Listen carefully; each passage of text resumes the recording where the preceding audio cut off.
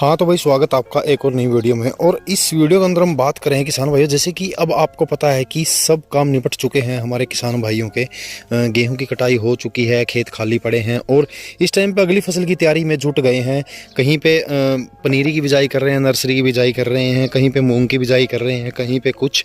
तो हमारे किसान भाइयों के सामने अक्सर कई सालों से आप देखते होंगे कि जैसे कि अब पनीरी की बिजाई करेंगे हमारे किसान भाई, तो पनीरी की बिजाई के टाइम पे, पनीरी की बिजाई के बाद जो समस्या हमारे किसान भाई के सामने आती है, वो मेन कारण, एक मेन समस्या है कि जैसे अब आगे चल के ना मौसम गर्म हो जाता है, गर्म हवाएं चलती है, तो जो नर्सरी होती है हमारी धान की, तो उसके लिए क्या होता है कि जो हमारा धान की नर्सरी का पौधा होता है वो ऊपर से सफ़ेद पड़ना शुरू हो जाता है, पीला पड़ना शुरू हो जाता है।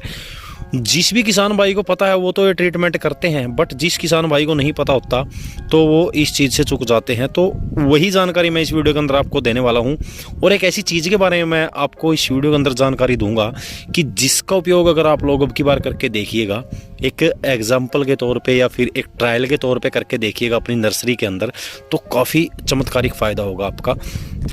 उससे होगा क्या कि जो कि नर्सरी है खेत के अंदर, वो एक हरी भरी रहेगी, जल्दी ग्रोथ होगी उसकी, जल्दी तैयार होगी, बीमारी मुक्त रहेगी, कीट मुक्त रहेगी। अब बात कर लेते हैं कि नर्सरी के बिजाई के टाइम पे देखिए बहुत सारी समस्याएं वैसे आती है। झंडे की बकानी की समस्या आती है। अब जैसे जहाँ पे ब्रीक वैरायटी की बिजाई की जाती है तो झंडे की या बकानी की समस्या आती है, डिजीज होती है ये। तो सबसे पहले तो करना क्या है आपको, बीज को अच्छे से, एक तो सबसे पहले एक चीज़ का ध्यान रखना है कि अच्छी क्वालिटी का बीज लेके आएँ। और अच्छी क्वालिटी का बीज अगर आप लोग लाएंगे तो उसमें संभावना कम हो जाती है, अच्छी कंपनी का बीज लाएं। दूसरी बात आती है कि हमेशा अपनी नर्सरी की बिजाई सीड ट्रीटमेंट के साथ ही करें। सीड को ट्रीट करके किसी प्रोडक्ट के साथ, आप थाइपोनेट ले सकते हैं, उसके अंदर M45 ले सकते हैं, कार्बनडिज़म मैनकोजेब ले सकते हैं, या फिर आप लोग, अगर मैं एक बहुत ही अच्छे उसकी बात करूं टेक्निकल की, तो कैप्टान प्लस टैबुकोनाजोल जो लिक्विड फॉर्म में आता है, बहुत सारी कंपनियों का आता है, तो उसके साथ भी ट्रीटमेंट करके बिजाई कर सकते हैं। और साथ में थायो यानी कि लिक्विड इक्तारा, तो इससे होगा क्या, दो समस्याएं आपकी दूर हो जाएंगी। एक तो जो दीमक की समस्या आती है, जो जड़ काटने वाला कीट होता है, उसको ख़त्म कर देगा थायो। और दूसरी जो समस्या आती है बकानी डिजीज़ की, तो उसके अंदर जो कैप्टान टैबुकोनाजोल मैंने बताया आपको, तो उसको वो ख़त्म कर देगा। अब बात कर लेते हैं कि इस टाइम पे, जैसे बिजाई के टाइम पे हमें क्या क्या डालना चाहिए। मैं आपको सलाह दूंगा, जो मेरा एक्सपीरियंस है उसके आधार पे।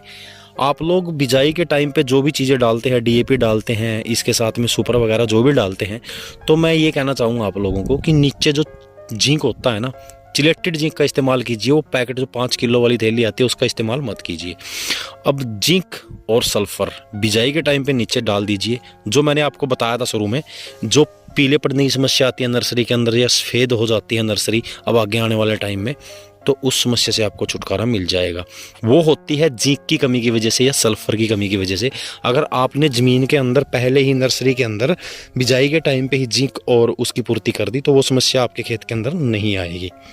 आपकी 4 समस्याओं का निवारण हो गया। अब बात कर लेते हैं कि जो मैं आपको बताना चाहता हूं, जो मैंने एक्सपीरियंस किया है, किसानों के फीडबैक लिए हैं। मैंने एक बार उनको सलाह दी थी ये करने के लिए, तो उनके फीडबैक काफ़ी है और हर बार अब वो उस चीज़ का इस्तेमाल कर रहे हैं। मैं बात कर रहा हूं किसान भाइयों हरा कसीस की, हरा कस की। जी हाँ किसान भाइयों, ये जो प्रोडक्ट है, ये जो चीज़ है, ये आपको पंसारी के यहाँ पर मिल जाती है। जब आपकी धान की नर्सरी लगभग 10 से 15 दिनों की हो जाती है, तो आप लोग हरे कसीस का इस्तेमाल करें। उसको पंसारी के यहाँ से ले आइए, लगभग वो आपको 60 से 70 रुपए का किलो के हिसाब से मिल जाएगा। तो उसको कूट के बिल्कुल मिट्टी में मिला के, या यूरिया वगैरह मिट्टी में मिला लीजिए, वो बेस्ट रहेगा। भर के अपने खेत को, अपनी नर्सरी को भर के, तो उसके हरा कसीस इसके अंदर डाल दीजिए। उसके फिर आप लोग देखेंगे ना, 1 वीक के अंदर या लास्ट तक ऐसे चमत्कारिक फ़ायदे होंगे आपको। एक तो बिल्कुल हरी भरी रहेगी आपकी नर्सरी। दूसरी बात है बिल्कुल सफ़ेद या पीली नहीं पड़ेगी। तीसरी बात है कि जल्दी तैयार होगी। और ज़मीन जो है, ज़मीन के अंदर से जब उखाड़ेंगे नर्सरी को, तो उस टाइम पे बिल्कुल मुलायम तरीके से उखड़ेगी और चौथी बात आती है कि इसके अंदर जब भी जड़ें डैमेज नहीं होंगी, इसको एक ताकत मिलेगी, जड़ें मजबूत होंगी। तो इस तरह से आप लोग नर्सरी के अंदर हर एक चीज़ का इस्तेमाल करके एक चमत्कारिक फ़ायदे ले सकते हैं। मैं तो आप लोग अब की बार करके ज़रूर देखना और फिर मेरे को बताना इस वीडियो के कमेंट सेक्शन में आके कि आपको इसका कितना फ़ायदा हुआ। ये एक बिल्कुल ऑर्गेनिक देसी नुस्खा है, आप लोग ये आजमा के देखिए। तो अब की बार मुख्य जो समस्याएं होती हैं नर्सरी के अंदर उनके बारे में मैंने आपको बता दिया। बाकी चैनल के ऊपर और इसी तरह की जानकारी पाने के लिए चैनल को सब्सक्राइब कर लीजिए और इस वीडियो को शेयर ज़रूर कर दीजिए अपने किसान भाइयों में, अगर आपको वीडियो इन्फॉर्मेटिव लगी हो तो मिलते हैं जल्दी एक और नई जानकारी के साथ। तब तक के लिए जय हिंद दोस्तों।